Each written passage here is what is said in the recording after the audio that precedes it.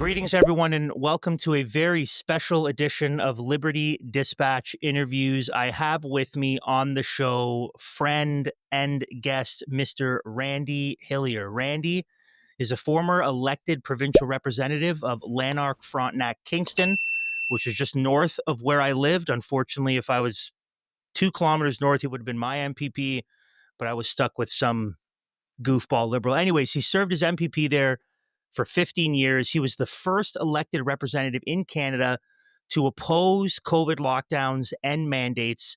In fact, I remember seeing a video of Randy in provincial parliament, which is how I found out about him. I'm going to talk about that in a sec. Randy does not pull any punches. He's been married for 44 years. He has 4 children, 9 grandchildren. Randy, thank you so much for taking some time to join me. It's been a while since we've actually been together in person since I moved, but it's great to be able to connect over the call. Well, it's great to be with you, Andrew, and it's great to be on a show talking about liberty and values and what's going on in our society and what is wrong and maybe even what we can do to fix some of the bizarre things that's happening in our country, in our communities, and indeed the world. So, Randy, I've said some of this to you. I've said some of this even maybe in the context of our show and talking about different politicians, different figures, but I don't think I've all put it together with you. So I want to unfold just a little bit of history so that everyone kind of knows how I'm approaching our time together. When the COVID stuff first hit in March 2020, I was very skeptical and questioning of it. And by the time we get to the end of March, early April, I'm starting to ask questions like, what if they shut down churches for a year? It looks like this thing was maybe not naturally occurring. There's problems there. So I'm asking questions, and I find myself in the minority, certainly in terms of anything coming out from the media, but even among people in the minority position. So then all of a sudden, as I'm scrolling through Facebook, I see a video of someone in provincial parliament reading a letter from his health unit saying that the health unit's justification for imposing mask mandates was a survey out of Ottawa where 93% of the people said we should be wearing masks. And that was you. This video was you. And you were saying, listen, my own health unit is not citing actual statistics. They're not looking at the effectiveness of masks. They're saying because Ottawa wants it, we should do it. And that was the first time I had seen any public official, really anyone other than a few other people I knew who were questioning this and raising concerns with it.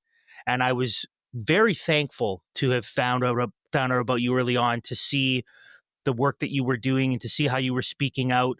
I reached out to you actually when our church decided we're going to stay open, and I remember calling you up. I was trying to get a hold of you. You were obviously very busy. We finally chatted. I told you what was going on. You actually joined our church on Good Friday several years ago, and it was wonderful. So I've said this before, and I'll say this to you publicly. I am very, very thankful and appreciative of your boldness and your willingness to pay a cost for a principle and not backing down. I think that you, in many ways, helped to pave the way for other elected officials who spoke out against this. And certainly in the area where I used to live, where you currently live, I think it helped to spark a little bit of a movement saying we're not going to just bow to this, but we're going to do what's right. So personally, not just as a from a distance, but personally for me, family church where I grew up, where I was living at the time, I really appreciate you, Randy. I'm thankful for what you've done in the last number of years, and so I'm glad to have built a relationship with you and kind of been able to join you in some of this. So I just wanted to say that to you publicly for everyone to see. The scripture says that give honor where honor is due, and in this regard, I think you certainly deserve a little bit of honor and a little bit of respect. So I just wanted to say that to you. Well, thank you, Andrew. Those words are very appreciated and very generous. The first time I spoke out against the COVID mandates was actually about the state of emergency that had been applied first And I spoke out on March 26, 2020, about the state of emergency. And but everybody knows there was this huge suffocating blanket of censorship placed on any dissidents, any opposition to COVID. Um, the proof, the evidence, the facts from um, March clearly demonstrated that this was not a pandemic. It was not a state of emergency. Um, and that's not saying that there wasn't a virus, but the facts never supported any of the measures. Um, and I think it's important for people to realize um, that the government was feeding on its own fear that it had installed in people. And they were feeding on that fear that they had propagated to do ever more harmful mandates and intrusions in people's lives. Um, and, it's, um, when I approach things somewhat differently than many people, Andrew, like, I was inside the swamp for 15 years, spending 15 years fighting against the dishonesty, the wrongdoing, the corruption not just within the Liberal government of the day, but within my own political party, the Conservatives at the time.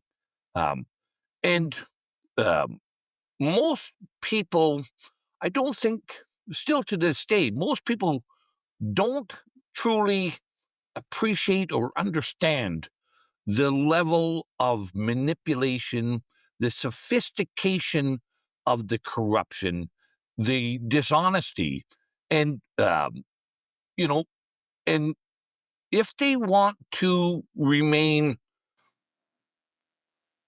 ignorant of those facts of how government operates, they will live in tyranny. Um, and that's government requires people's ignorance and their lack of awareness or lack of knowledge in order to do the harmful things that they do. So there's really only one overarching um, solution for people is to become knowledgeable. And Thomas Jefferson, the founding father of the U.S. Republic, um, stated very clearly that this grand experiment, he referred to it, of representative government, a rule not by lords and kings and people to be subjects, requires a well-informed and knowledgeable public. Keep it to survive and to thrive. Um, and I think that's a first step for people if they want to be able to solve this corrupt riddle that we're living in. You're going to have to spend some time to be aware of how it's done.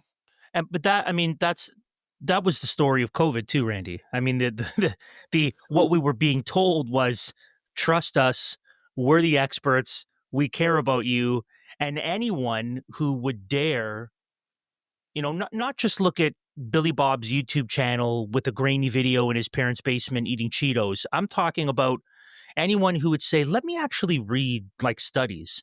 Like there have been randomized controlled trials on masks done. We have a history of understanding of virology. There are actual studies I can read. Why is it that you have these very credentialed people out of Stanford and out of Oxford and guys like Dr. Jay Bhattacharya and Scott Atlas, like they're not saying we should go along with it.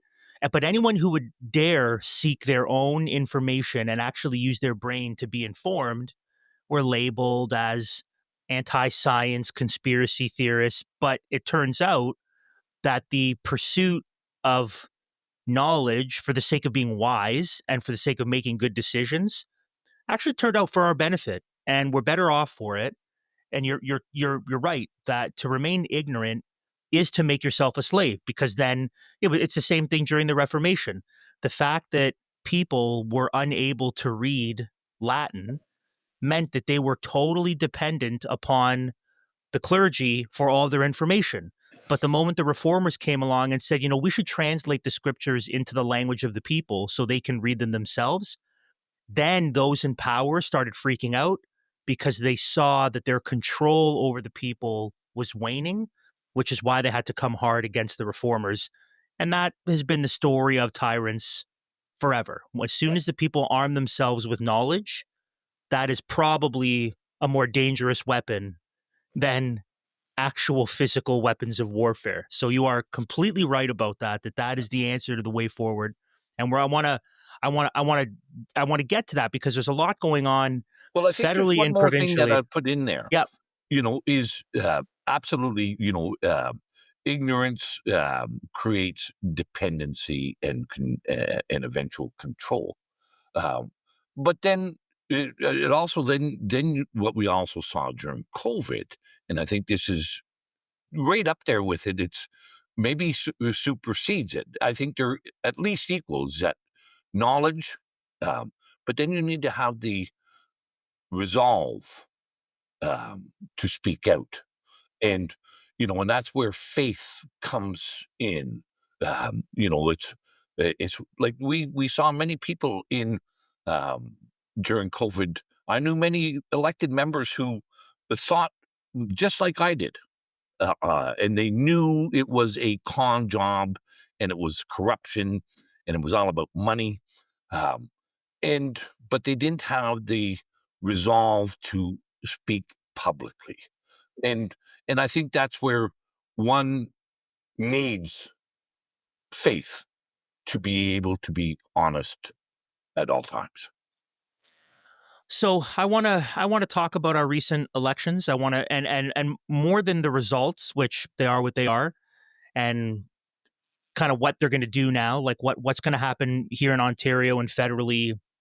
We see the play. We know the move. That's not surprising. I think what's interesting to discuss as someone who served for so many years is, I think, what the election results say about Canadians. I think that's the more interesting discussion. What does it say about where our country's gone and what it is that Canadians want and what they're okay with based on who they vote? But before I get to that, and before we talk about the WWF that is Canadian politics, um, can you kind of update our audience a little bit? I'd love. So one of the reasons why I reached out to you, especially now, is I've actually had several people email me saying, "Hey, we haven't heard from Randy in a while. What's going on? Updates with his courts." We kind of feel like even his podcast stuff from the lodge is not so frequent.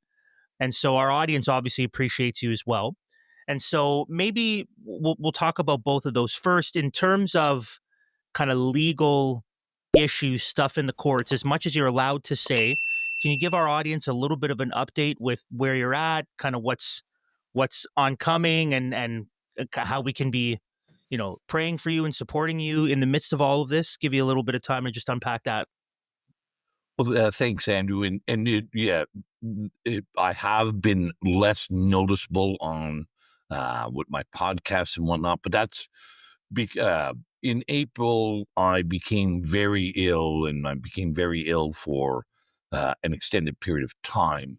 Um, from the diagnosis and the diagnostics, it ended up that I had recently come into where they got a COVID infection, which triggered some dormant Lyme disease um, um, that I had in me. So I had Lyme disease for over a month, and that really took me out of the picture for a while. It can be a very brutal and um, um, illness. So, but I'm over that, and we've got me repaired and got rid of the Lyme and the COVID infection. So I'll be back into the podcast mode soon, I hope. But further to that, for the last four, well, the last 4.5 years, just about, I've had a number of matters in the courts resulting from the substantial no more lockdown rallies that I had in 2020 and 2021, leading up to the truckers' convoy. I had 25 charges against me for that. Wall, Randy, by the way, that wall. I remember I saw it in person, but even before I saw it in person, I saw these videos of you periodically adding the charges to the wall. And then I remember meeting in your office a couple years ago and seeing it in person. And I thought, that wall of, I don't know what we want to call it, the wall of valor, the wall of success. I mean, it was great. That was great. Yeah. Well, each one of those charges came with a maximum fine of $100,000 and up to a year in jail. Um, and eventually 20 of them were withdrawn. 5 of them I took to the Court of Appeal. The Court of Appeal has ruled that that Reopening Act and its prohibition on peaceful assembly was unconstitutional. But those 5 remaining charges, the Crown has not let go of them yet. So we're still fighting with the Crown on that. I have absolute confidence that I will win again. But they, the justice system has been a long-standing tool for government to weaponize against dissent. That's as well as criminals, but dissent. The legal system is a torturous and punitive system that governments utilize. World. Yeah. Right? Like it was this was the key. I felt this during Yeah. the height of the COVID era. There was a war of attrition. It was thinking, we have money, we have time, we'll just wear you out and drain out your finances. Yeah. And they have the ability to do that if they want, because they can just keep printing money. Plus the threat and the fear and the anxiety that they exert on people, like a year in jail for each charge, $100,000 fine. But let's go. So, then I was very active in Ottawa at the truckers at Freedom Convoy. Um, I announced that I would no longer be seeking election in the 2022 election. And the Ottawa police charged me with 9 criminal charges, with another potential. They wanted 3.5 years in jail for me, for my activities at the Freedom Convoy. It was draining me of a substantial amount of money. And I should add, just for your audience awareness, as a provincial MPP or MLA here in Ontario, we don't get any pension. So, I was without a salary, without a pension, and the cost of having a lawyer defend me was exorbitant, and was pushing me closer and closer towards bankruptcy if I stayed in that system. So I chose to represent myself. And that took away a lot of the leverage that the Crown uses against people. Eventually, I would have all those charges stayed by Justice McVeigh in Ottawa.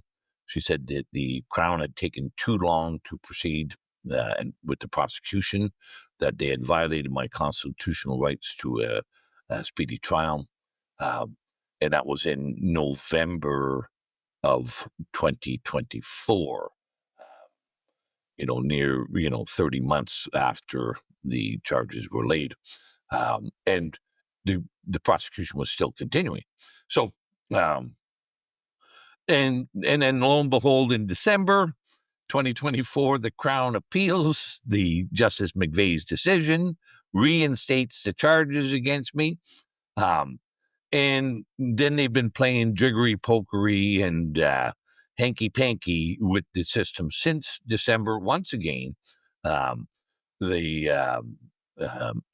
it looks like September 22nd, I will be back in the Court of Appeals fighting against the Crown's attempt to overturn the stay of the charges.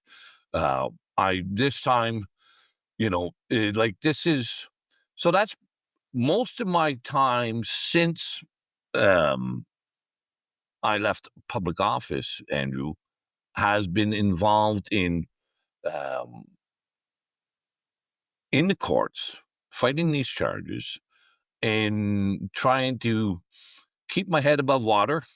But because, in this process, it is very difficult to commit to any gainful employment when you're in an ever volatile system and process that is beyond your control in many aspects. So that has consumed a lot of my time. And I also try to help inform people about what's going on through my podcast, the Canada A User's Guide and Owner's Manual, and my Scuttlebutt Lodge podcast, which are all available on my YouTube channel and my Twitter channel, and also I often post them on Facebook. So this these trials and tribulations continue. Hopefully, we'll be successful in September at the Court of Appeals, and hopefully, this I can't even say for certain when it's going to end, Andrew, because whenever I win, like the constitutional question, like the criminal charges, the Crown comes up with another tool to prolong the prosecutions. So, I don't know. I think I will win in September, but will the Crown then seek leave to appeal again? And I do have the No More Lockdowns website is there for people if they'd like to help out with my legal defense, and or subscribe to my Substack to help me continue with these fights and battles. Um, um, and and I know one day I'm going to win. um, um, I just don't want the win to be um, a worse punishment than the um, than what they're what they're trying to exact out of me. Well, let's talk about the swamp a little bit. I have been known to say to people and on the show that I feel quite convinced that on both the federal and provincial level, I think that Canadian politics is much closer to the WWF. I know it's the WWE, but I grew up before they changed the name, so it's much closer to they can the worldwide. What is it? The World Wildlife The Fund. World Yeah, Wrestling. the World Wildlife Fund can sue me if they want. I'm going to call it WWF. Okay, so Me it's too. more like I the agree. WWF, and the reason why I believe it's like the WWF, I was a huge fan, is the WWF is predicated upon something called KFAB. So KFAB is where the image that's put forward is that who you are in the ring is who you always are, and you're not supposed to break character. So KFAB is the idea that you stay in character all the time and you make it seem like it's real, even when it's not, because the whole point of the effectiveness of the story and grabbing the audience and bringing them along, that even when you're not in the ring, you never break character. You're always in character and you always have to make it look like you have a rivalry with this person. Now, in recent years, that's kind of faded with wrestling, but in the height of it, it was predicated upon it's real. And so people who were watching would watch these matches between the good guys, the baby faces, and the bad guys, the heels, and they'd be cheering and they would be so emotionally invested and they would watch and celebrate as their guy would win, and they would be taken up and down on the roller coaster ride of the emotional changes in the story as it was scripted. There'd be these great promos where people are kind of having some time on the mic to trash talk other people, and everyone's along for the ride. And what's actually happening is when the shows are done, all these guys are backstage having a beer, celebrating at the amazing job that they did, having everyone eat out of their hands and make everyone believe that it's real. Their job was to make it look like it was so real that people were emotionally invested. But backstage, they're all working on the same team, and it's the same script writers and the same promoters that are basically planning everything. They're given a little bit of flexibility, like people can call their own matches, but at the end of the day, the big twists and turns, the storylines, who's going to win, it's all directed in order to put forth this narrative that people get involved in. And I think that's Canadian politics. I think Canadian politics is a scripted, everyone's really on the same team, or at least the important people are on the same team. And the Canadian citizens are being taken for a ride as if to become emotionally involved in what's going on so that we're entertained and so that we can just eat right out of their hands, and we're kind of we don't get too upset about things because it looks like there's an actual battle going on between political figures. So that's my honest, heartfelt assessment of Canadian politics. Yeah, Based on your experience, give me some feedback. Where am I off? well, I don't think you're off much. So I've often described politics as theater, um, but it's a theater that, when the people that go to the WWF WrestleManias, um, uh, it's it's not just entertainment. It's that emotional investment into the production. Okay, they um, and um, and that's what politics does. It's a very emotional. And as you see the vitriol on social media and the tribalism in partisan politics on display, and with the and more with the spectators or the audience, just like in WrestleMania. So it's entertainment, but it's entertainment of a different. I'm not sure what the right word or how to describe. Um, like when you watch just a movie, you don't get so emotionally invested into it. Not many, um, but politics and WrestleMania are pretty much the same. And a good example of staying in character um, was on display this week with Tucker Carlson and Ted Cruz. And I think this is important. It an important illustration for people. And if you haven't watched that interview, it's a pretty good one. I would say, very good one. Um, Ted Cruz remained in character. He's been in character since 2013. And he says very clearly, he went into politics to be the greatest defender of Israel in the U.S. Congress. Um, and and my take of that interview, um, Andrew, and it's similar to what I've seen in Ontario politics and in Canadian politics in general, is that once you've invested so much into your political persona, into your political character, you actually believe the dishonesty. You actually believe you are the character. Um, and there, and it's, and I've seen this with so many people in Canadian politics. They actually, you know, they believe that they have become this uh, um, political persona.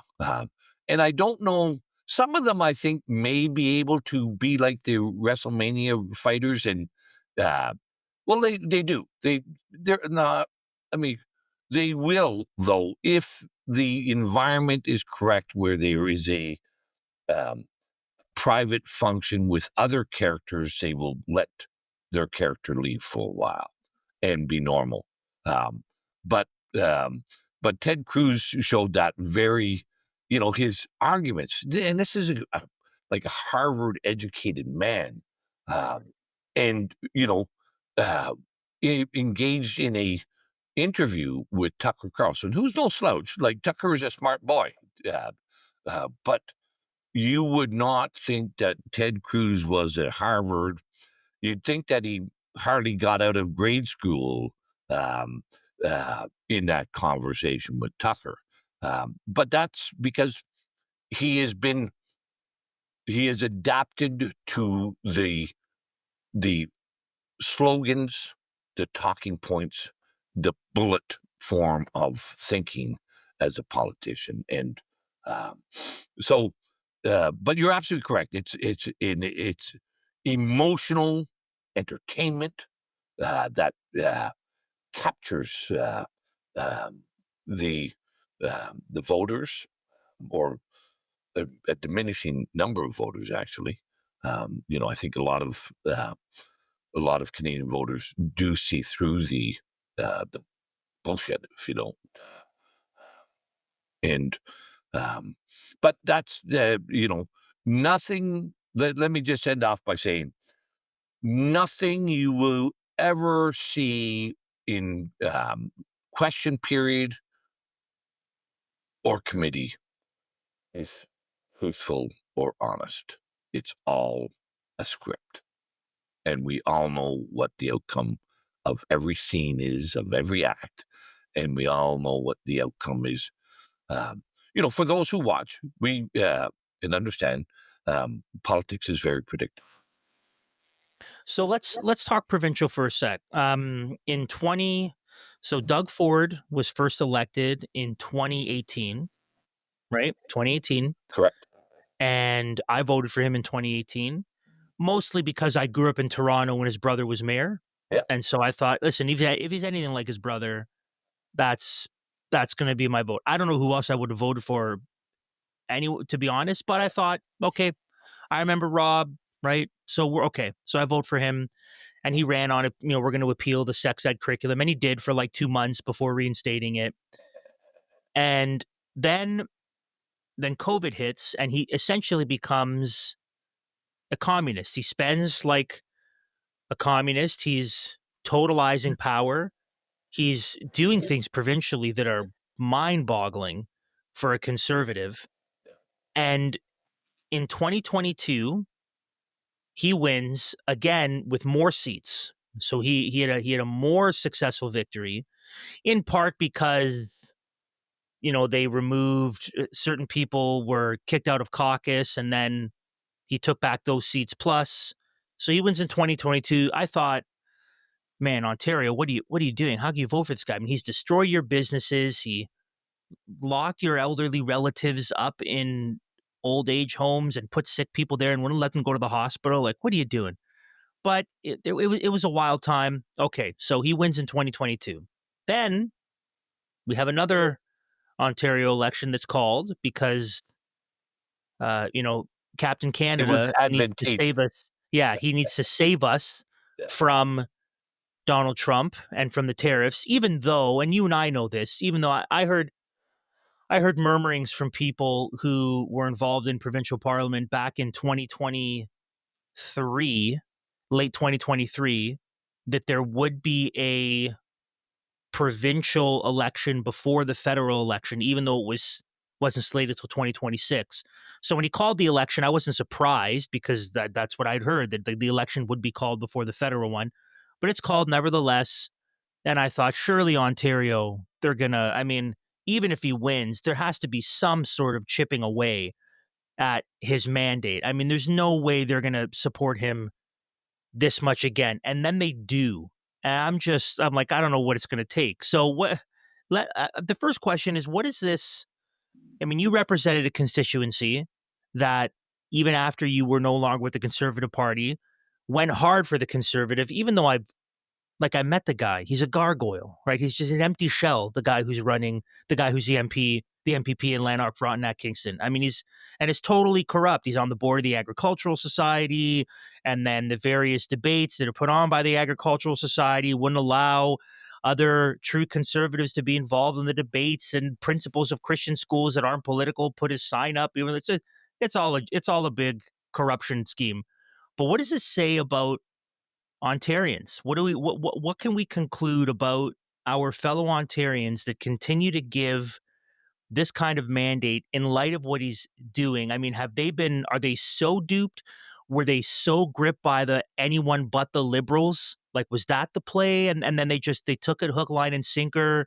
Or is it just the case that, the vast majority of the people in our province are fake empty conservatives, and they're just, this is exactly what they're wanting because that represents themselves. What are we to make of this as Ontarians? Three elections now, three strong elections, two especially after all the COVID craziness. What are we supposed to take away from this, Randy? So there's a whole bunch there. Let's start. First off, most Canadian voters, and especially Ontario voters, are exceptionally brand loyal. That's one aspect that you have to understand. There is no such thing as um, this is not about political ideology and philosophy. This is about brand loyalty. Okay, that's number one.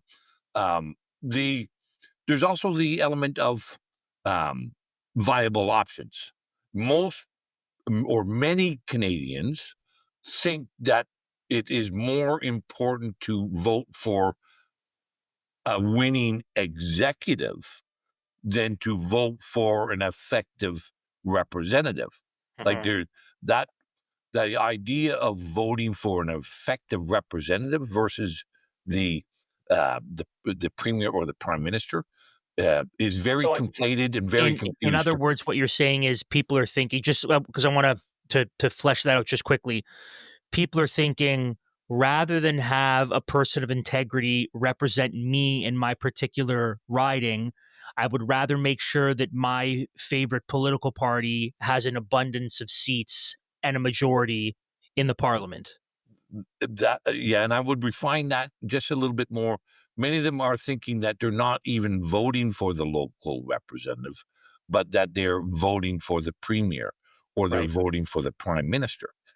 Now, another element of this is um, historically, this goes to your very first point.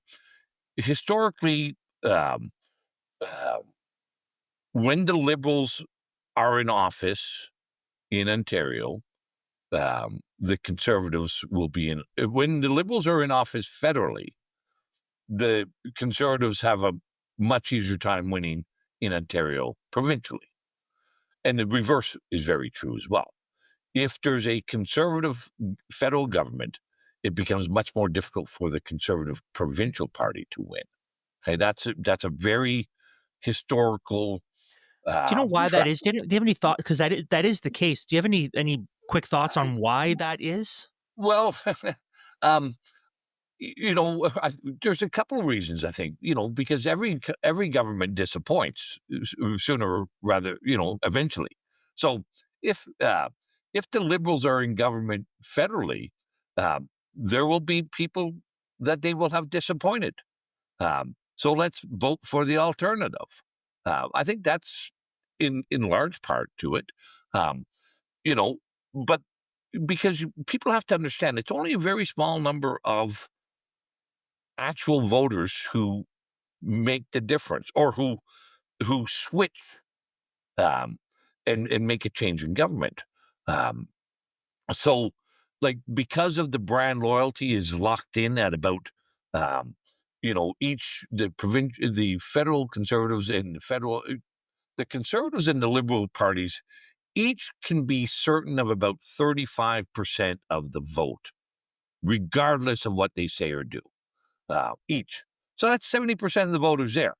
And then there is a hardcore, um, but smaller group that will always support the NDP. And then there's an even smaller but hardcore group that will always vote the Green Party. So the available fish in the pond, if you like, is pretty small for the, um, and then coupled with that is also voter participation. So you saw with in for a government to be changed, you always require a greater level of people to come out and vote. So in 2018, I'll give you this, in 2018, the voter participation rate in Ontario was just over 60%, uh, uh, which was not bad for provincial politics. It was pretty good. And we changed from a Liberal to a Conservative government with that increased voter participation. In 2018, our voter participation rate was 43%. Or 2022, pardon me. 2022 was 44%. So you can't change government with a decreasing voter turnout. That's, and so anyway, that's why Ford, we knew he was going to go early because it looked like the Conservatives were going to win federally in 2025. The scheduled provincial election was 2026. His likelihood of success in 2026 would be significantly diminished. So let's fabricate an excuse to have an early election. And Carney and the federal Liberals gifted him a real um, um, um, a political gift that was the let's stand for Canada. Let's be Team Canada. Trump is the evil, terrible threat and danger to Canada. We must go to battle against this evil, terrible man who is threatening to apply tariffs on the American citizens. Okay, he was like he was threatening to create an increase in cost for American citizens. And we found that to be very, very dangerous. So Ford and jumped on with the Liberal Team Canada approach. Pierre, Cement Shoes Pierre in the federal Conservatives joined in with the Liberals and the provincial Conservatives on this. Trump is a danger. We must all be part of Team Canada. So there was no difference. And people saw, I think people saw Carney as a more credible statesman-like leader and than Pierre. He took away the main planks of Pierre. They did get rid of Trudeau, which we all knew that was going to happen.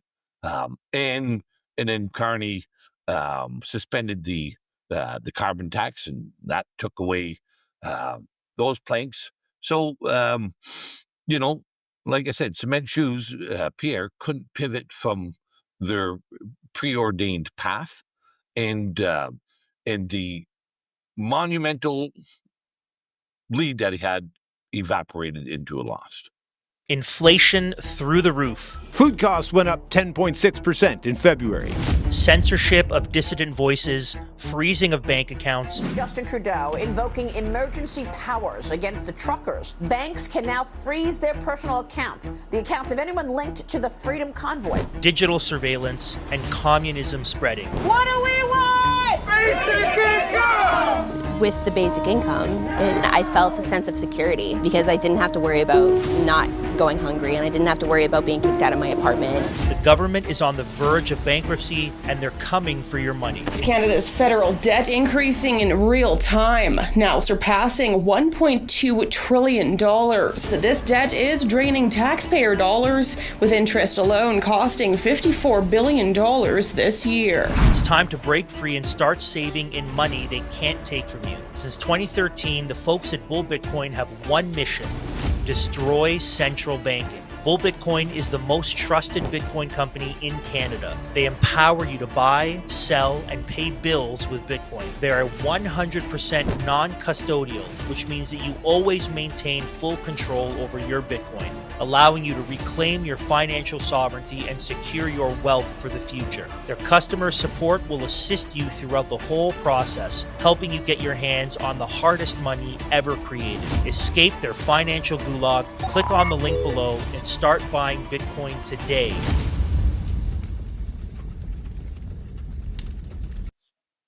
So provincially right now, where does it look like? So whether it's certain bits of legislation, whether it's kind of the general direction of what it looks like the Conservative Party wants to do in Ontario, what do you perceive to be the next play, or where things are moving provincially? I'm the more and more I see what's happening provincially, as I think about certain piece of legislation that have passed recently, is I generally speaking, I perceive a continued leftward drift, but I also I also see this continued cozying up to kind of a more globalist, less focus on a nationalist or even, let's say, provincialist view in Ontario. So that's generally speaking where I see the movement going. What's your perception of where Ontario's going, whether it's in terms of legislation or just the direction of the province now that he does have his mandate for 4 more years? He may or may not call an election sooner. I don't know, but at the very least, he's got 4 years. What do you perceive being the trajectory of Ontario? So this is I'm going to say something that maybe I'll try. This is my view of things and how it works. There is a very significant corporate integration with politics and the administrative state. And that corporate interests are not, it's not Joe's Confectionery or Mel's Diner. That's not the corporate integration. It is the companies like the worldwide conglomerates like Thomson Reuters and Microsoft and Facebook and the big boys. That integration is complete, and what impacts them impacts our legislative agendas, and that's where the geopolitical events going on, the foreign agendas, the foreign affairs agendas impact domestic policies in a way that most people are unable to understand or don't comprehend. So things like what is happening in Iran and Israel right now are going to be drivers on, and the outcomes of that are going to be drivers on legislative agendas here in Canada. And I'll just give you a small tidbit of an example, like how foreign events impact daily events here in our communities, and they also impact on the legislative side. This year at the Pride Month Parade in Toronto, the heart of the rainbow beast, let's say, in Canada, the corporate world withheld, what was it, $900,000 in sponsorships, or they're in the hole by $900,000. Yeah, The Google, Adidas, I think Toyota, they basically said we're not gonna be supporting Toronto Pride this year. A bunch of other big companies as well. Yeah. So, so this is what I'm saying. Like Trump's declaration that DEI is over, Trump's declaration that there is only a man and a woman, and there's none of this in between or extraneous stuff, impacts the corporate world of the United States. When you impact the corporate world of the United States, you impact Canada. You impact all the Western countries. So, I would say that singular moment of all these corporations withholding substantial funds to Toronto Pride was a direct consequence of Trump's policies. And, in all those things, we may not see the connection, in our daily lives, but it's there on everything. So, and it's somewhat tempered a little bit or massaged or managed to try by the political parties to try to stay in power. And so, but if Trump wasn't in office in the States, I would say you're absolutely correct. Ontario is just going to continue drifting or marching to the left, just as Canada is. But Trump's agenda, um, um, we don't know how that is going to fully impact what happens here. We see, Carney is trying to shift us towards more of the globalist Davos World um, Economic Forum group because he wants to keep things as the status quo. That's his power base. That's our political party power basis is globalism. So who's going to win? I hope Trump's agenda wins, as a general statement. I'm opposed to any wars in Iran and Israel. I think it's needless and more globalism. But, so we're in a bit of a state of flux and in a very volatile moment between Trump's foreign agenda, his domestic agenda, and how it impacts globalism.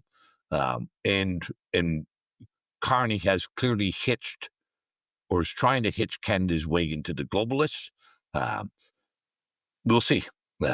It's even the G7 recently. I mean, the Carney is committed that Canada is going to participate in Rearm Europe, that we're going to help them.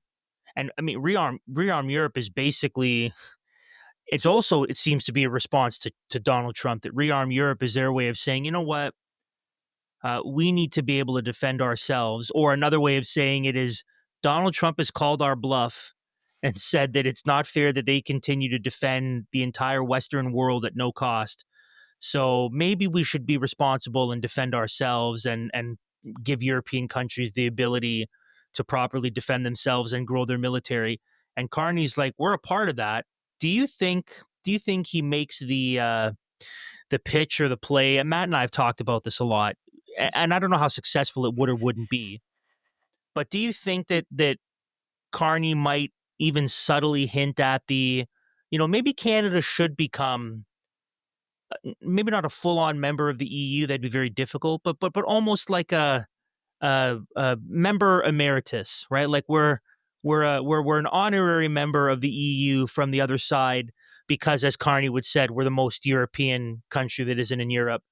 Do you see a continued warming in that direction, that he might want to make that more of a deal and try to pitch that to Canadians? Oh, absolutely. Like Carney is a European globalist. Like The he may worst kind, hold a Randy. The Canadian worst kind of citizenship. globalist is the European globalist. Well, that's the heart of that beast is Yeah.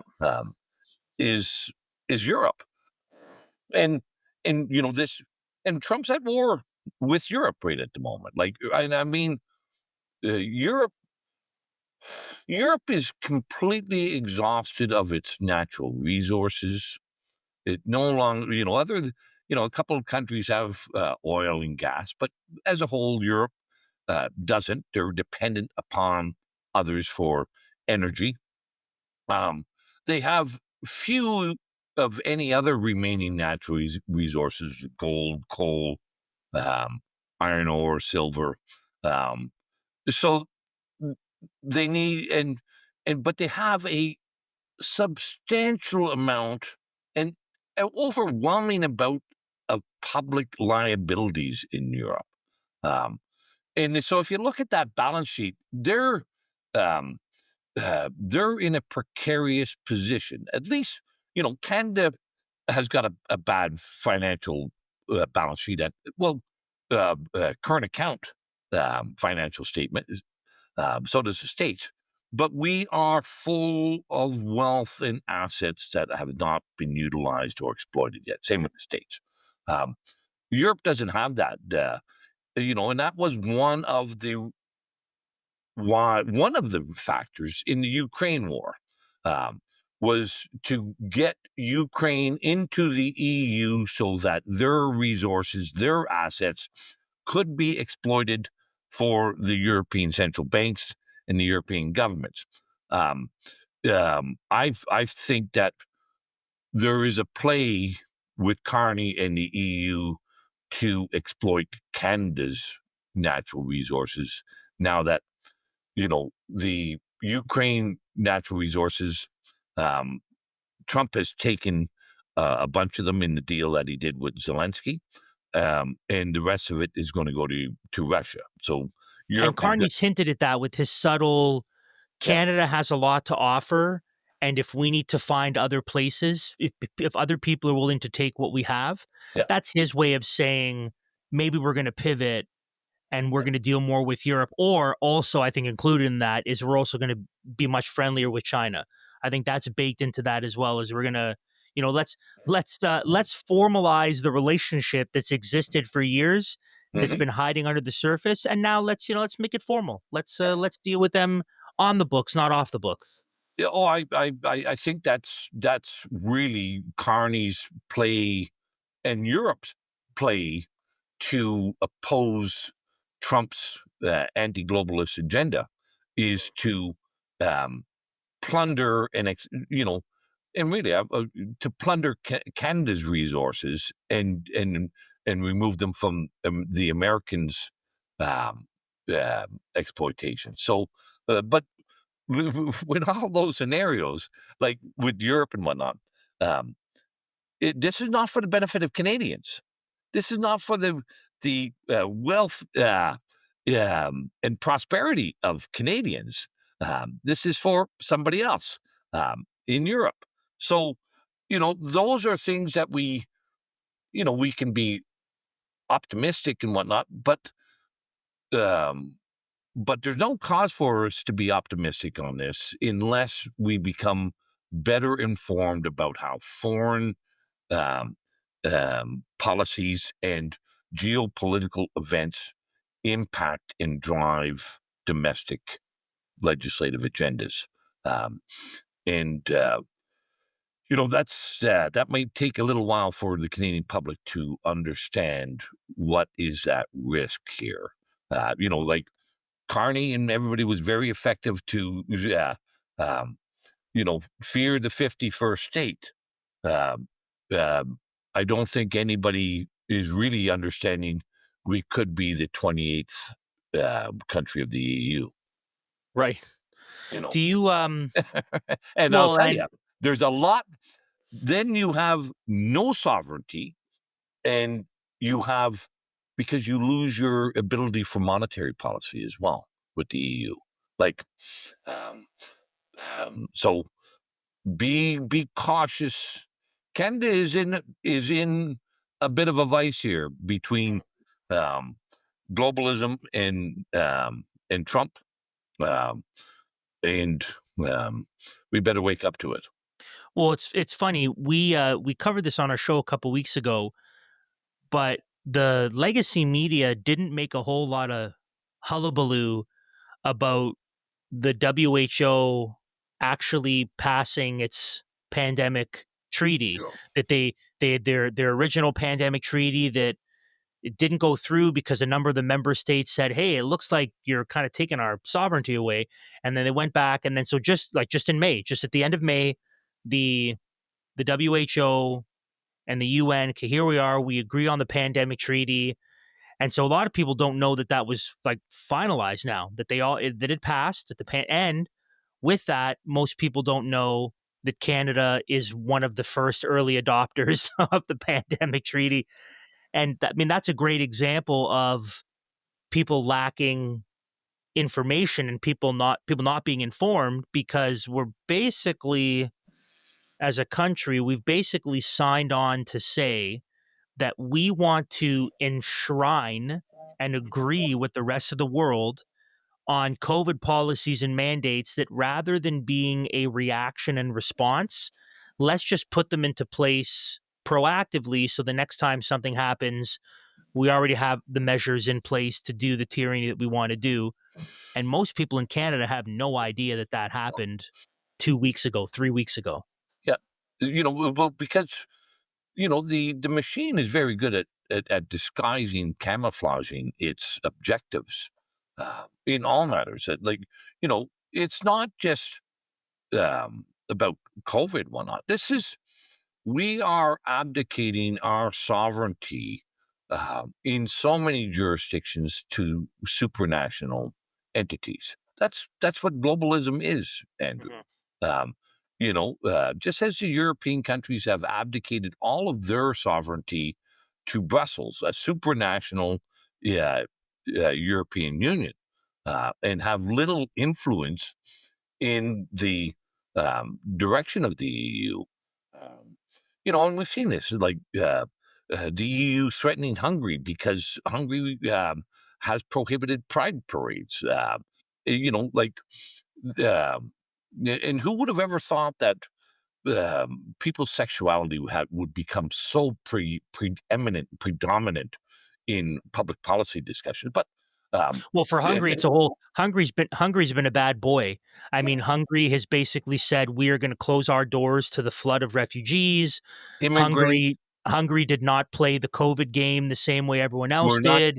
Not Hungary going to fund the anymore. Right. We're going to. Hungary bucks the trend, saying not only are we okay with homeschooling, but we're actually going to reward it, whereas Germany outlaws it. So Hungary's been a bad boy in terms of the EU agenda, which is why they're going to come down so hard on them.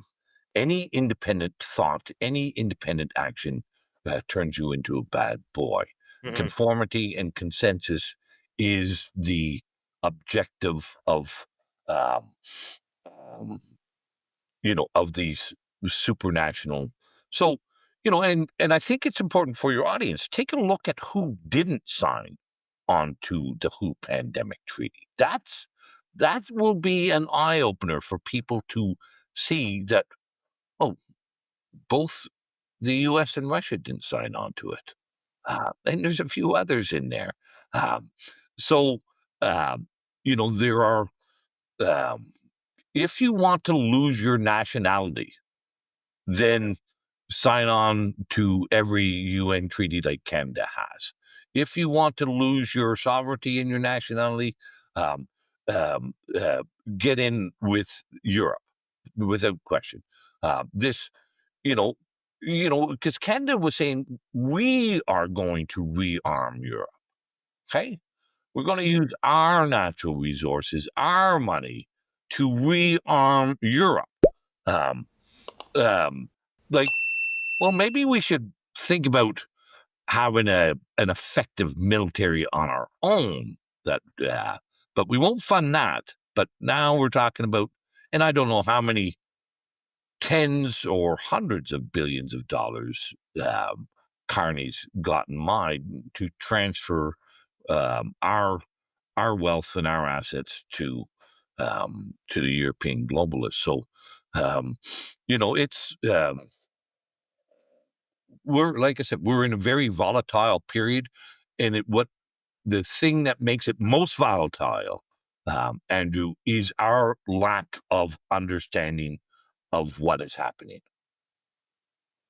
Well, I want to kind of finish off our time. I want to talk about what's the way forward, what's the play, what can Canadians do in their own lives, in their communities, what's a part of the solution, or what are the different solutions we need to be pursuing? So I want to talk about that.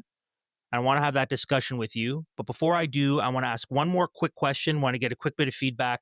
And then we are going to actually be saying bye-bye to people on YouTube and on Rumble and anyone who is a regular subscriber. If you want to hear the rest of the discussion, if you want to finish up with Randy and I and talk about what is the way forward, you have to head over to ldcanada.substack.com. That's our Substack. And you need to become a paid subscriber, support the work. You'll get the rest of this discussion. You'll get all of the extended discussions that we do. You'll get full access to the Bitcoin webinars that we did. So that's ldcanada.substack.com, and become a paid subscriber. Support the work to get the rest of what we're going to be discussing. And so for everyone who is leaving right now, Randy, quickly, before I ask you this one final question, where can people follow you? Where can people find out more about what you're doing? Where will you direct our audience to go to keep up to date and to kind of stay on track with you? Well, thank you, Andrew. So first off, you can subscribe, pay or free subscription to my Substack, Randy Hillier. You can follow me on YouTube, Randy Hillier MPP on YouTube. On Twitter, my account is at Randy Hillier. On Facebook, my account is at Randy Hillier.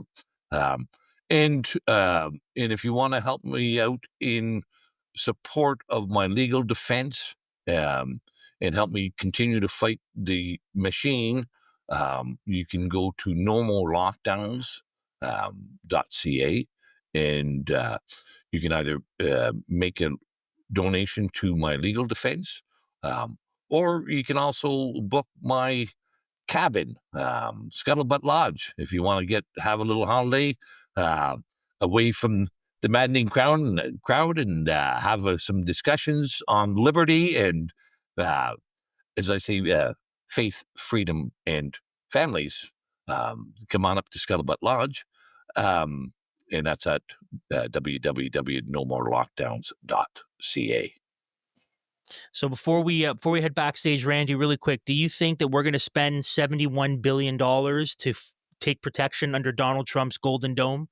You think we're going to foot that bill, or whatever the amount, even if he drops it, he cuts us a deal, right? The art of the deal. Trump's like, I got a beautiful discount for you, $50 billion. Do you think we're gonna sign on and take shelter under the Golden Dome?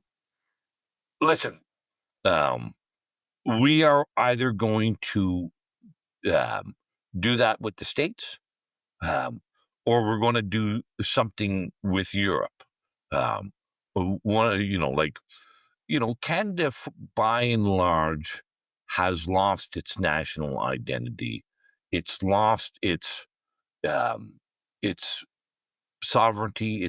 It's lost and diminished what it is to be a Canadian, and we've diminished the importance of what Canada was actually. The Canadian identity was to stand your ground, and be honest and truthful, and be able to defend yourself, not to go out to seek out foreign wars and conflicts, but to stand our ground.